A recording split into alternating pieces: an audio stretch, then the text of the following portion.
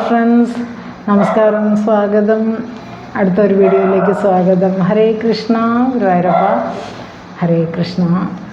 സാന്ദ്രാനന്ദാവബോധാത്മകമനുപമിതം കാലദേശാവധിഭ്യാം നിർമുക്തം നിത്യമുക്തം നിഗമശതസഹസ്രേണ നിർഭാസ്യമാനം അസ്പഷ്ടം ദൃഷ്ടമാത്രേ പുനരൊരു പുരുഷാർത്ഥാത്മകം ബ്രഹ്മതത്വം തത്താവദ്ഭാതി സാക്ഷാത് ഗുരുഭവനപുരേ ഹന്തഭാഗ്യം ജനാനാം. നമസ്കാരം, സ്വാഗതം. നമ്മൾ 7ാമത്തെ ദശകത്തിലെ 2ാമത്തെ ശ്ലോകം നോക്കാം. അപ്പം കഴിഞ്ഞ ശ്ലോകത്തിൽ ഭഗവാൻ ഓരോ പ്രളയത്തിന് ശേഷവും ഈ സർവപ്രപഞ്ചം മുഴുവൻ ഭഗവാനിലേക്ക് ലയിച്ചു ചേരുന്നു എന്നും ഭഗവാനിൽ നിന്നാണ് പിന്നീട് വീണ്ടും പ്രപഞ്ചം അതിൻ്റെ സൃഷ്ടി നടക്കുന്നത്. അപ്പോൾ ഇവിടെ ആ ഒരു സൃഷ്ടി നടത്താൻ ഭഗവാനിൻ്റെ നാഭിയിൽ നിന്ന് ഉണ്ടായ ആ താമരയിൽ ഇരിക്കുന്ന ആ ഒരു ബ്രഹ്മാവിനെയാണ് നമ്മൾ കഴിഞ്ഞ ശ്ലോകത്തിൽ കണ്ടത്. അപ്പോൾ ബ്രഹ്മാവ് നോക്കുമ്പോൾ ഇങ്ങനെ ചുറ്റും നോക്കിയപ്പോൾ എങ്ങും വെള്ളം മാത്രമായിരുന്നു. അപ്പം ഇതെന്താ ഇങ്ങനെയെന്ന് പറഞ്ഞപ്പോൾ ബ്രഹ്മാവിന് ആ ഒരു സൃഷ്ടി നടത്തേണ്ടത് പോലും എങ്ങനെയാണെന്ന് അറിയാത്തൊരവസ്ഥയുണ്ടായി. അപ്പോൾ ബ്രഹ്മാവ് അങ്ങനെ ആ ഒരു തപസ് പോലെ അങ്ങനെ ഇരുന്നു. ഒരുപാട് വർഷക്കാലം, ഒരുപാട് യുഗങ്ങൾ, 1000 യുഗങ്ങളോളം അങ്ങനെ ആ ഒരു തപസ്സിലിരുന്നു എന്ന് പറയുന്നുണ്ട്. കാരണം ഭഗവാൻ തന്നെ പറഞ്ഞു കൊടുത്തു തപ തപ തപ എന്ന്. അപ്പോൾ ഇവിടെ ഓരോ പ്രളയത്തിന് ശേഷവും എല്ലാ വേദങ്ങളും ഒക്കെ ഭഗവാനിലേക്ക് ലയിക്കുകയാണ്. അപ്പോൾ ആ വേദങ്ങളിൽ ഉള്ളതാണ് ആ വേദങ്ങളിൽ നിന്ന് വന്ന വാണി തന്നെയാണ് തപ തപ. അപ്പോൾ ആദ്യം വന്ന വാണി അല്ലെങ്കിൽ വാക്ക് എന്ന് പറയുന്നത് വേദങ്ങളിൽ നിന്ന് തന്നെ ഉത്ഭവിച്ചാണ് തപ. അപ്പം നമുക്കും ജീവിതത്തിൽ എന്തും നേടണമെങ്കിലും തപസ് വേണം എന്നുള്ള ഒരു സന്ദേശവും കൂടെ നമുക്ക് അതിൽ നിന്ന് കിട്ടും. അപ്പോൾ വിശ്വത്തെ സൃഷ്ടിക്കുന്ന കാര്യത്തിൽ ഭഗവാൻ ബ്രഹ്മാവായിട്ട് അവതരിച്ചു, അല്ലെങ്കിൽ ആ ബ്രഹ്മാവായിട്ട് വന്നപ്പോഴും എങ്ങനെയാണ് വിശ്വസൃഷ്ടി നടത്തേണ്ടതെന്നൊരു ബോധം ആ ഒരു ദാതാവിന് അല്ലെങ്കിൽ ബ്രഹ്മാവിന് ലഭിച്ചില്ല എന്ന് വരെയാണ് നമ്മൾ മുൻ ശ്ലോകത്തിൽ പറഞ്ഞു വെച്ചത്. അപ്പോൾ ബ്രഹ്മാവിന് വിശ്വസൃഷ്ടി നടത്താൻ, ഏത് സൃഷ്ടിയും നടത്താൻ രജോ ഗുണം വർദ്ധിക്കണം. അപ്പോൾ നമുക്ക് കൂടുതൽ ആക്റ്റീവായിട്ട് നമ്മൾ പ്രവർത്തിച്ചു കൊണ്ടിരിക്കുമ്പോഴാണ് നമുക്ക് വല്ലതൊക്കെ ചെയ്യാൻ കഴിയുക. അതുപോലെ രജോ ഗുണം എപ്പോഴും ഒരു ചഞ്ചലതയുടെ പ്രതീകമാണ്, അല്ലെങ്കിൽ വളരെ ആക്റ്റീവായിട്ട് കാര്യങ്ങൾ ചെയ്യുന്ന അവരുടെ ഗുണമാണ് രജോ ഗുണം. അപ്പോൾ രജോ ഗുണം വർദ്ധിക്കുമ്പോൾ, അപ്പോൾ അവിടെ ബ്രഹ്മാവിൻ്റെ രജോ ഗുണം വർദ്ധിക്കുന്നു എന്ന് പറയുമ്പോൾ ഒരു ഗുണം വർദ്ധിക്കുമ്പോൾ വേറൊരു ഗുണം കുറയും. ഈ 3 ഗുണങ്ങളും അങ്ങനെയാണ്, ഗുണങ്ങളുടെ ഏറ്റക്കുറച്ചിലുകളുണ്ടാവും. അപ്പോൾ രജോ ഗുണം വർദ്ധിച്ചപ്പോൾ സത്വഗുണത്തിലുണ്ടായിരുന്ന ആ ഒരു ബ്രഹ്മാവിൻ്റെ സത്വഗുണം കുറഞ്ഞിട്ട് രജോ ഗുണം കൂടി. രജോ ഗുണം കൂടിയപ്പോഴാണ് സൃഷ്ടിക്കുള്ള ആ ഒരു ആഗ്രഹം തോന്നിയത്. അപ്പോൾ സത്വഗുണം കുറയുമ്പോൾ എന്താണ്? സത്വഗുണം അറിവിൻ്റെ, ജ്ഞാനത്തിൻ്റെ പ്രതീകമാണ്.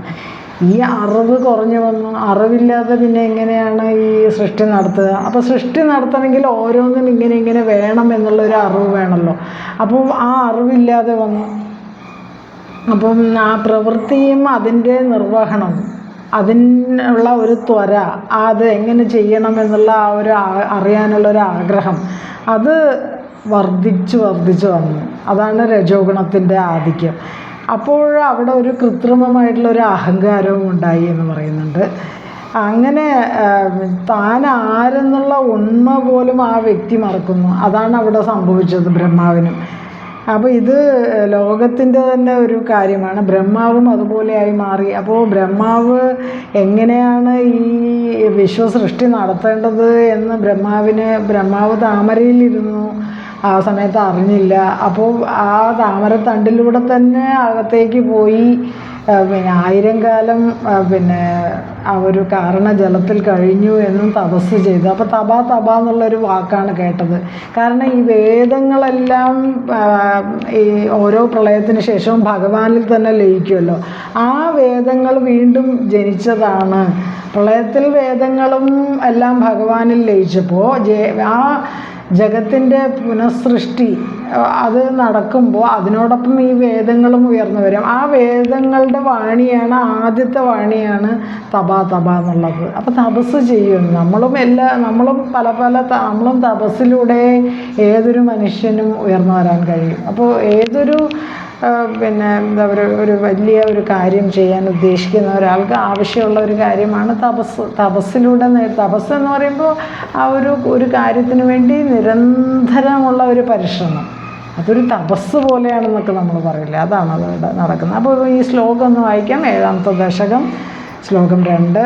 സോ അയം വിസർഗദത്തഹൃദയ സംപശ്യമാനസ്വയം ബോധം ഖലു അനവാപ്യ വിശ്വവിഷയം ചിന്താകുലസ്തസ്തിവാൻ താവത്വം ജഗതാം പദേ തപ ഇതി ഏവം ഹി വൈഹായസീം വാണീം ഏനം അശിശ്രവശ്രുതിസുഖാം കുർവൻ തപപ്രേരണാം. ഒരിക്കൽ കൂടെ ചൊല്ലാം ഈ ശ്ലോകം. 7ാമത്തെ ദശകം, ശ്ലോകം 2. സോയം വിശ്വവിസർഗദത്തഹൃദയ സംപശ്യമാനസ്വയം ബോധം ഖലു അനവാപ്യ വിശ്വവിഷയം ചിന്താകുലസ്തസ്തിവാൻ താവത്വം ജഗതാം പദേ തപ ഇതി ഏവം ഹി വൈഹായസീം വാണീം ഏനമശിശ്രവശ്രുതിസുഖാം കുർവൻ തപപ്രേരണാം. എന്താണ് അപ്പോൾ അതിൻ്റെ വാക്കുകളുടെ അർത്ഥം നോക്കാം, അത് പിരിച്ചു നോക്കാം. കാരണം എപ്പോഴും ഈ സംസ്കൃത പദങ്ങൾ 2-3 പദങ്ങൾ ചേർന്നാണ് നമ്മളിതുപോലുള്ള പദ്യരൂപത്തിലൊക്കെ നമ്മൾ കാണുക. അപ്പോൾ അത് നമുക്ക് ഓരോ പദങ്ങളും കാണുമ്പോൾ വളരെ കട്ടിയായിട്ട് തോന്നണം. എന്നാൽ ആ പദങ്ങളെ നമ്മൾ പിരിച്ചു നോക്കിയാൽ കുറച്ചും കൂടെ നമുക്ക് എളുപ്പമായിട്ട് അത് അനുഭവപ്പെടും. നോക്കാം. സ അയം, സ ആ എന്നുള്ള അർത്ഥമാണ്. അയം ഈ. അപ്പോൾ ഏതിനെയാണ് പറയുന്നത്? നേരത്തെ ഒരു ഹിരണ്യഗർഭൻ എന്ന് ഭഗവാനെ വിശേഷിപ്പിച്ചല്ലോ. ആ ഭഗവാൻ വിശ്വവിസർഗ ദത്തഹൃദയ, വിശ്വത്തിൻ്റെ വിസർഗത്തിൽ ദത്തഹൃദയനായിട്ട്, അതായത് വിശ്വവിഷയം എന്ന് പറയുമ്പോൾ ബോധമാണ്, വിശ്വത്തെക്കുറിച്ചുള്ള ബോധം. അതിൽ ഹൃദയം അല്ലെങ്കിൽ അതിൽ വ്യാപൃതനായിട്ട് എന്നൊക്കെ പറയാം. അനവാപ്യ, അത് ലഭിക്കാതെ, ആ വിശ്വവിഷയത്തെക്കുറിച്ച് ഉള്ള ബോധത്തെ ലഭിക്കാതെ. അവാപ്യ എന്ന് പറയുമ്പോൾ ലഭിക്കുക, അനവാപ്യ ലഭിക്കാതെ. ആ ബോധം വിശ്വവിസർഗ അല്ലെങ്കിൽ വിശ്വസൃഷ്ടി എങ്ങനെ നടത്തണം എന്ന ബോധം ലഭിക്കാതെ ഉള്ള ആ ഒരു സ്ഥിതിയിൽ സ്വയം തന്നെ സംപശ്യമാന പശ്യൻ നോക്കുക, സംപശ്യമാന നോക്കുന്നവനായിട്ട്, സ്വയം തന്നെ നോക്കുന്നവനായിട്ട് ബ്രഹ്മാവ് മാറി. ചിന്താകുല തസ്തിവാൻ ഖലു, ചിന്താകുലനായിട്ട് തസ്തിവാൻ സ്ഥിതി ചെയ്തു അത്രേ. ഖലു എന്ന് പറയുമ്പോൾ ഒരു ഷുവറായിട്ടുള്ള ഒരു കാര്യത്തെ കാണിക്കുന്നതാണ്, അങ്ങനെയാണ് എന്ന് പറയുന്നതാണ്. താവത്, അപ്പോൾ ജഗതാം പദേ, ജഗത്തിന് പതിയായിട്ടുള്ള ഭഗവാനെ ത്വം, ഭഗവാൻ ഗുരുവായൂരപ്പൻ്റെ തപപ്രേരണാം കുറുവൻ, തപസ്സിന് പ്രേരണ ചെയ്യുന്നവനായി ഭഗവാൻ. അപ്പോൾ അങ്ങനെ ബ്രഹ്മാവ് എന്ത് ചെയ്യണമെന്നറിയാതെ ഇരുന്നപ്പോൾ ആ ഒരു തപസ്സിന് പ്രേരണയായിട്ട് കുറുവൻ, തപപ്രേരണാം കുറുവൻ, ഭഗവാൻ തപസ്സിന് പ്രേരണ ചെയ്യുന്നവനായി മാറി. ഏനം, ഈ ബ്രഹ്മാവിനെ തപ ഇതി ഏവം, തപ ഇതി പ്രകാരം ഏവം എന്നിങ്ങനെ ശ്രുതിസുഖാം, ശ്രുതികൾക്ക് സുഖാവഹമായ വൈഹായസീം വാണി, ആകാശവാണിയെ. അപ്പോൾ ഈ ശ്രുതിവാക്യങ്ങളാണ് ഈ തപ. അതായത് വേദങ്ങളിൽ നിന്ന് വന്ന വാക്യങ്ങളാണ്. തപസ് ചെയ്യൂ, വൈഹായസീം വാണി, ആകാശവാണിയെ ശ്രവിപ്പിച്ചു. അപ്പോൾ ഇവിടെ എന്താ പറയുന്നത്? രജോഗുണമൂർത്തിയായിട്ടുള്ള ഭഗവാൻ തൻ്റെ ലീല കൊണ്ട് ഈ ദാതാവായിട്ട് ഉള്ളതാരാണ്? അതുവരെയാണ് നമ്മൾ നേരത്തെ പറഞ്ഞു വെച്ചത്. അതായത് രജോഗുണമൂർത്തിയായിട്ടുള്ള ബ്രഹ്മാവിനെ ഭഗവാൻ സൃഷ്ടിച്ചു ആദ്യം എന്ന് പറഞ്ഞു. അത് എന്തിനാണെന്ന് ചോദിക്കുമ്പോൾ ബ്രഹ്മാവാണ് ഈ പ്രപഞ്ച സൃഷ്ടി നടത്തേണ്ട, ആ ഒരു ആൾ. എന്നാൽ ബ്രഹ്മാവ് തന്നെ ഭഗവാനാണ്. എന്നാൽ ബ്രഹ്മാവിന് അറിഞ്ഞില്ല എങ്ങനെയാണ് ഈ പ്രപഞ്ചത്തെ സൃഷ്ടിക്കുക എന്നുള്ളൊരു അറിവില്ലാത്ത ഒരു സ്ഥിതി വന്നു. അപ്പോൾ ആ ബ്രഹ്മാവിനെ, ദാതാവ് എന്ന് പറയുന്ന ബ്രഹ്മാവാണ്, ബ്രഹ്മാവിനെ സഹായിക്കേണ്ടത് എൻ്റെ ഒരു കർത്തവ്യമാണെന്ന് ഭഗവാൻ മനസ്സിലായി. അപ്പോൾ എന്ത് ചെയ്തു, തന്നെ നോക്കുന്നവനായിട്ട്, തന്നെ എപ്പോഴാണ് നോക്കുക, നമ്മൾ പിന്നെ തപസ്സിരിക്കുമ്പോൾ അല്ലേ, അല്ലെങ്കിൽ നമ്മൾ കണ്ണടച്ചിരിക്കുമ്പോൾ നമുക്ക് തന്നിലേക്ക് തന്നെ നോക്കാൻ കഴിയും. അങ്ങനെ തന്നെ നോക്കുന്നതായിട്ട് ദാതാവ് അല്ലെങ്കിൽ ബ്രഹ്മാവ് ചിന്താകുലനായിട്ട് സ്ഥിതി ചെയ്തു. എന്ത് ചെയ്യണം എന്നറിയാതെ ആ കാരണജലത്തിൽ ഭഗവാന്റെ നാഭിയിലൂടെ ഉയർന്നു വന്ന താമരയിലിരിക്കുന്ന ബ്രഹ്മാവ് എന്ത് ചെയ്യണമെന്നറിയാതെ തന്നെ നോക്കുന്നവനായിട്ട് അങ്ങനെ അവിടെ ഒരുപാട് കാലം നിന്നപ്പോൾ ഭഗവാൻ എന്ത് ചെയ്തു, ജഗത്പതിയായിട്ടുള്ള ഭഗവാൻ തപസ്സിന് പ്രേരിപ്പിച്ചു ബ്രഹ്മാവിനെ. തപ എന്നുള്ള ശ്രുതി വാക്യമാണ് അവിടെ നിന്ന് കേട്ടത്. അത് കേൾപ്പിച്ചു കൊടുത്തു ഭഗവാൻ. അപ്പോൾ ഈ വിശ്വത്തിൻ്റെ സൃഷ്ടി, പ്രപഞ്ച സൃഷ്ടിയുടെ കാര്യത്തിൽ ആണ് പിന്നെ ദാതാവായിട്ടുള്ള ബ്രഹ്മാവിന് ബ്രഹ്മാവിൻ്റെ ശ്രദ്ധ മുഴുവൻ അതിലാണ്. അത് ആ ബ്രഹ്മാവ് തന്നെ ഭഗവാനാണ്. എങ്കിലും ആ വിശ്വസൃഷ്ടി എങ്ങനെ ചെയ്യണമെന്നുള്ളൊരു ബോധമുണ്ടായിരുന്നില്ല. കാരണം ഞാൻ നേരത്തെ പറഞ്ഞതുപോലെ തന്നെ ഈ രജോ ഗുണം വർദ്ധിച്ചു. ബ്രഹ്മാവ് എന്ന് പറയുമ്പോൾ വിശ്വസൃഷ്ടിക്ക് ഒരുങ്ങുമ്പോൾ രജോ ഗുണം വർദ്ധിക്കുമ്പോൾ അതിന് ഓട്ടോമാറ്റിക്കലി സത്വഗുണം കുറയും. സത്വഗുണം കുറഞ്ഞാൽ എന്ത് സംഭവിക്കും, അറിവ് കുറയും. അപ്പോൾ ആ സത്വഗുണം കൂടുമ്പോഴാണ് അറിവ് കൂടുന്നത്. അപ്പോൾ ബ്രഹ്മാവിന് സത്വഗുണം കുറയുന്നു, രജോ ഗുണം വർദ്ധിക്കുന്നു. രജോ ഗുണം വർദ്ധിച്ചാൽ സൃഷ്ടി നടത്താൻ പറ്റും, അതുകൊണ്ടാണ് രജോ ഗുണം വർദ്ധിച്ചത്. എന്നാൽ സത്വഗുണം ജ്ഞാനപ്രധാനമാണ്, അല്ലെങ്കിൽ പ്രകാശരൂപമാണ്. ജ്ഞാനരൂപവും പ്രകാശരൂപവുമായ സത്വഗുണം കുറയുകയും പിന്നെ രജോ ഗുണം വർദ്ധിക്കുകയും ചെയ്തപ്പോൾ തൻ്റെ കൃത്യനിർവഹണം, അതായത് സൃഷ്ടി അതിനുള്ള ഒരു ത്വര വർദ്ധിച്ചു വന്നു. എന്നാൽ അതൊരു അഹങ്കാരത്തെ ഉണ്ടാക്കി. അത് കാരണം എപ്പോഴും രജോ ഗുണം കൂടുതലായിട്ട് വരുമ്പോൾ അവിടെ അഹങ്കാരം ഉണ്ടാവും. ഒരുപാട് കാര്യങ്ങൾ, ഇപ്പോൾ രാജാക്കന്മാരൊക്കെ ഒരുപാട് രാജ്യങ്ങളൊക്കെ വെട്ടിപ്പിടിക്കുമ്പോൾ അവിടെ ഒരു അഹങ്കാരം ഉണ്ടാവും. ഇപ്പോൾ രാവണനൊക്കെ രജോ ഗുണം കൂടുതലുള്ള ഒരു രാജാവിൻ്റെ പ്രതീകമാണ്. അപ്പം അവിടെ ഒരു അഹങ്കാരം ഉണ്ടല്ലോ, അഹങ്കാരമുണ്ട്. അപ്പോൾ താൻ ആരാണെന്നുള്ള ആ ഒരു ഉണ്മ മറന്നുപോയി, ബ്രഹ്മാവും മറന്നുപോയി. അത് ലോകസാധാരണമായ ഒരു കാര്യമാണ്. കാരണം അഹങ്കാരം കൂടുമ്പോൾ താൻ ആരെന്ന് മറക്കും. നമ്മളെല്ലാം വന്നത് ഭഗവാനിൽ നിന്നാണ്. എന്നാൽ ആ ഭഗവാനിലേക്കാണ് നമ്മൾ എത്തിച്ചേരേണ്ടതും. ഈ കാര്യം നമ്മൾ മറക്കുന്നില്ല. അതുപോലെ തന്നെ അപ്പോൾ ബ്രഹ്മാവും അതുപോലെ തന്നെ ആയിട്ട് മാറി. താൻ എന്താണ്, താൻ ആരാണെന്നുള്ളത് മറന്ന ബ്രഹ്മാവ് ആകുലചിത്തനായിട്ട് ഇങ്ങനെ ഇരിപ്പായി. ആ സമയത്താണ് ഭഗവാൻ ബ്രഹ്മാവിനോട് പറയുന്നത്. ആ വാണി, വേദവാണിയാണ്, അത് വാക്കുകളായിട്ട് തപ എന്ന വൈഹായസി വാണി എന്ന് പറയുന്നത്. അത് ആ ഒരു ആകാശവാണി പോലെ ആകാശത്തിൽ നിന്ന് ആ ശബ്ദം കേട്ടു എന്ന് പറയുന്നുണ്ട്. തപശബ്ദം വിഹായസിൽ നിന്ന് ഉണ്ടായതാണ്. അതാണ് വൈഹായസി വാണി എന്ന് പറയുന്നത്. ഇത് 2 തവണ ആവർത്തിച്ചു. അപ്പോൾ അപ്പോൾ ഭഗവാന് രൂപമില്ല. അവിടെ തന്നെ ബ്രഹ്മാവ് കേട്ടത് അന്തർമുഖത കൊണ്ട് അന്തർമുഖമായിട്ടിരുന്ന ബ്രഹ്മാവാണ് അത് കേട്ടത്. അപ്പോൾ ബ്രഹ്മാവ് ഈ ഭഗവാന്റെ രൂപം കണ്ടിട്ടില്ല.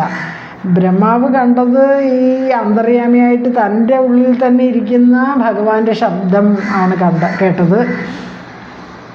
അപ്പോൾ രജോ ഗുണം വർദ്ധിച്ചു, കർമ്മശക്തി ഉണരുന്നു. കർമ്മശക്തിക്ക് വിധേയമായിട്ട് ബുദ്ധിയും മനസ്സും ഇന്ദ്രിയ സമൂഹവും പ്രവർത്തിക്കും.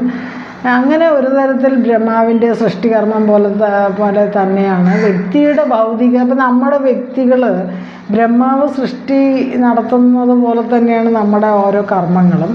കാരണം രജോ ഗുണം വർദ്ധിക്കുന്നു. ബ്രഹ്മാവിനിപ്പോൾ രജോ ഗുണം വർദ്ധിച്ചു സൃഷ്ടി നടത്താൻ വേണ്ടി. അതുപോലെയാണ് നമ്മളും ഓരോരോ കാര്യങ്ങൾ ചെയ്യുമ്പോൾ നമ്മുടെ രജോ ഗുണം വർദ്ധിക്കും. അപ്പോൾ നമ്മുടെ കർമ്മശക്തി കൂടും. അതിന് വിധേയമായിട്ട് ബുദ്ധിയും മനസ്സും ഇന്ദ്രിയങ്ങളും ഒക്കെ പ്രവർത്തിക്കും. ആ പ്രവർത്തനത്തിൽ പക്ഷേ ചിലപ്പോൾ ജയമുണ്ടാവും, പരാജയവും സംഭവിക്കും. അപ്പം നമ്മൾ എന്ത് ചെയ്യുന്നു എന്ന് ചോദിച്ചാൽ, നമ്മൾ ജയവും പരാജയവും ഒക്കെ വരുമ്പോൾ ഞാൻ ജയിച്ചു, ഞാൻ പരാജയപ്പെട്ടു എന്നൊക്കെ ഉള്ളൊരു ചിന്ത, അഹങ്കാര ചിന്ത നമ്മളിൽ വരും. എന്നാൽ യഥാർത്ഥത്തിൽ നമ്മളാണോ ജയിച്ചതും പരാജയപ്പെട്ടതും? ഇതെല്ലാം നമ്മുടെ ഉള്ളിൽ ഭഗവാൻ ഇരിക്കുന്നു. ഭഗവാന്റെ ഇഷ്ടം അതിനനുസരിച്ചാണ് ഓരോന്നും നടക്കുന്നത്. പക്ഷേ രജോ ഗുണത്തിൻ്റെ ആ ഒരു തള്ളിച്ച കൊണ്ട് ബ്രഹ്മാവിന് ആ ഒരു അഹങ്കാരം അത് ഉണ്ടായി എന്നും പറയുന്നു. അപ്പോൾ ഇവിടെ നമ്മൾ എന്താണെന്ന് പറഞ്ഞാൽ, ബ്രഹ്മാവ് കേട്ട വാണി എന്ന് പറയുന്നത് കാതിന് ഇമ്പമുള്ളതാണ്, അത് വേദത്തിൽ നിന്ന് വന്നതാണ്. അതാണ് വൈഹായസി വാണി, ആകാശവാണി എന്നൊക്കെ പറയുന്നത്. കാരണം ഈ വേദങ്ങളൊക്കെ ഇത് ഓരോ സമയത്തും ഉണ്ടായിരുന്ന വേദങ്ങളൊക്കെ ഒരു പ്രാകൃത പ്രളയം വരുമ്പോൾ ഇതെല്ലാം ഭഗവാനിലേക്ക് ലയിച്ചു ചേരും. അങ്ങനെ ഈ വേദങ്ങളും ഭഗവാനിലേക്ക് ലയിച്ചു. ആ വേദങ്ങളുടെ പുനഃസൃഷ്ടിയാണ് ഇവിടെ കണ്ടത്. അതിൻ്റെ ആദ്യത്തെ ആ ഭഗവാനിൽ ലയിച്ച വേദങ്ങൾക്കും പുനർജനി ഉണ്ടായി എന്ന് പറയുന്നു. അപ്പോൾ വേദങ്ങൾ വന്നത് ഭഗവാനിൽ നിന്നാണ്. അതിൻ്റെ ആരംഭം വേദങ്ങൾ ഭഗവാനിൽ നിന്നാണ് വന്നത് എന്ന് പറയാനാണ് ഈ ഒരു ശ്ലോകം എന്ന് നമുക്ക് പറയാം. അതിൻ്റെ ആരംഭമായിട്ട് പറയാം ഈ വാക്കുകൾ. തപ തപ തപ എന്നുള്ള വാക്ക് 2 പ്രാവശ്യം പറഞ്ഞിട്ടുള്ള തപ തപ എന്ന വൈഹായസി വാണി. അങ്ങനെ ഭഗവാനിൽ ലയിച്ച വേദങ്ങളുടെ പുനഃസൃഷ്ടിയാണ്. അത് ഭഗവാനോടൊപ്പം തന്നെ അതിനും ആ വേദങ്ങൾക്കും പുനർജനി ഉണ്ടായി എന്ന് പറയുന്നു. അപ്പോൾ ഇവിടെ സൃഷ്ടി നടത്തുമ്പോൾ ആദ്യം ജനിച്ചത് വേദങ്ങളാണ്, അത് ഭഗവാനിൽ നിന്നാണ് ജനിച്ചത് എന്നൊക്കെ ആ വേദങ്ങളുടെ പ്രാധാന്യം നമുക്ക് മനസ്സിലാക്കി തരുന്നു. അപ്പോൾ ഈ ഒരു ശ്ലോകം ഒന്നും കൂടെ ചൊല്ലാം. 7ാമത്തെ ദശകം, ശ്ലോകം 2. സോയം വിശ്വവിസർഗദത്ത ഹൃദയ സമ്പശ്യമാനസ്വയം ബോധം ഖലു അനവാപ്യ വിശ്വവിഷയം ചിന്താകുലസ്തസ്തിവാൻ താവത്വം ജഗതാം പദേ തപ തപ ഇതി ഏവം ഹി വൈഹായസീം വാണീം ഏനം അശിശ്രവശ്രുതിസുഖാം കുർവൻ തപ പ്രേരണാം. അപ്പോൾ ഭഗവാൻ തപസ് ചെയ്യാൻ വേണ്ടി ബ്രഹ്മാവിന് പ്രേരണ നൽകുന്നു. കാരണം ആ തപസ് ചെയ്യുന്നതിലൂടെ ഈ പ്രപഞ്ച സൃഷ്ടിക്കുള്ള എല്ലാ അറിവും ഭഗവാൻ തന്നെ പ്രദാനം ചെയ്യുമെന്നുള്ളതാണ് അതിൻ്റെ ഒരർത്ഥം. അങ്ങനെ പ്രളയത്തിൽ വേദങ്ങളും ഭഗവാനിൽ ലയിച്ച ആ വേദങ്ങളും അതിൻ്റെ പുനർജനിയും അല്ലെങ്കിൽ പുനഃസൃഷ്ടിയും ഭഗവാനിൽ ലയിച്ച വേദങ്ങൾക്കും പുനർജനി ഉണ്ടായി എന്ന് പറയുന്നതാണ് ഈ ഒരു 7ാമത്തെ ദശകത്തിലെ 2ാമത്തെ ശ്ലോകം. അപ്പോൾ ഈ ഒരു ശ്ലോകം ഭഗവാന് സമർപ്പിക്കാം. ഹരേ കൃഷ്ണ ഗുരുവായൂരപ്പ. സർവം ശ്രീകൃഷ്ണാർപ്പണമസ്തു. കായേന വാച മനസേന്ദ്രിയ ബുദ്ധ്യാത്മനാ വാ പ്രകൃതി സ്വഭാവാത് കരോമി സകലം പരസ്മൈ നാരായണായേതി സമർപ്പയാമി. സർവം ശ്രീകൃഷ്ണാർപ്പണമസ്തു. ഹരേ കൃഷ്ണ. ഈ ഒരു വീഡിയോ ഷെയർ ചെയ്യുക, അതുപോലെ വീഡിയോ ഹൈപ്പ് ചെയ്യുക. കമൻറ്റ് സെക്ഷനിൽ ലെഫ്റ്റിലേക്ക് സ്ക്രോൾ ചെയ്താൽ ഹൈപ്പ് എന്ന് പറഞ്ഞൊരു ഭാഗമുണ്ട്, അവിടെ ഒന്ന് ഹൈപ്പ് ചെയ്യുക. അതുപോലെ സബ്സ്ക്രൈബ് ചെയ്യുക, സപ്പോർട്ട് ചെയ്യുക. നന്ദി, നമസ്കാരം, എല്ലാവർക്കും പ്രണാമം. ഹരേ കൃഷ്ണ. സർവം ശ്രീകൃഷ്ണാർപ്പണമസ്തു. ഓം തത്സത്.